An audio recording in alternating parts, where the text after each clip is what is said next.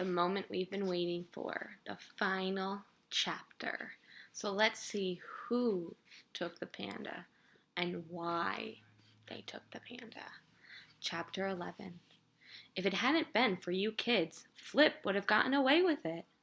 Officer Fallon said later that evening.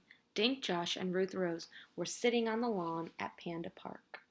Inside the fence, Ping and Winnie were playing tug of war with a stalk of bamboo. Winnie's fur was once again black and white. Dink, Josh, and Ruth Rose were clean, too. A few hours ago, they had surprised their families by showing up completely covered with coal dust. He'd have picked up the money at midnight, then let you kids out of the coal cellar, Officer Fallon continued. So no one could have proved that he took Winnie or locked us in, right? Dink asked. Officer Fallon nodded. That's right, he said.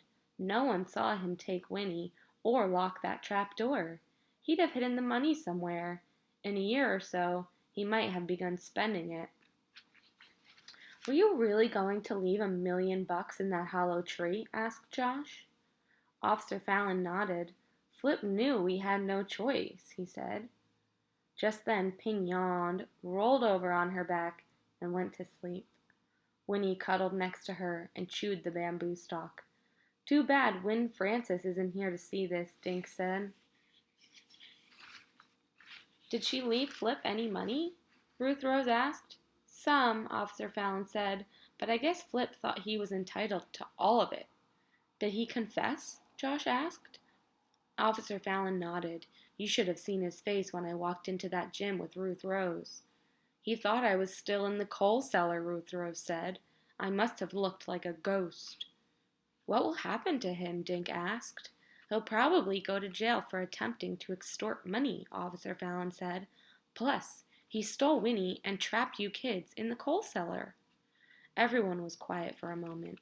Sometimes a judge will give a young person a second chance, Officer Fallon went on, especially if it's his first crime. Flip seems very sorry for what he did. The judge might ask him to do community service in place for some of his jail time. What's community service? Dink asked. That means that Flip would do work for Greenlawn as part of his sentence. What kind of work? Josh asked. Officer Fallon smiled. Got any good ideas? I do, Dink said. He could give free gymnastics lessons to kids. And he could help out in the senior center, Josh said. He could do exercises with the old people. I'm sure Flip would be willing. He'd be good at it too, Officer Fallon said. And his grandmother would be proud of him, right? Ruth Rose asked. I knew Win Francis for many years, Officer Fallon said. She'd be sad about what Flip tried to do. But she was a woman who always gave people the benefit of the doubt. Win would give her grandson a second chance, too. So is this what they mean by a win-win situation? Josh asked.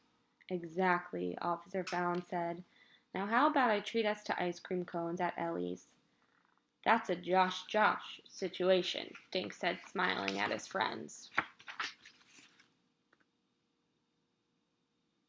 The end. So all along, it was Flip, and he did it because he was greedy, and he thought that he deserved and he wanted more money. Next time, we'll see what A to Z mystery we have.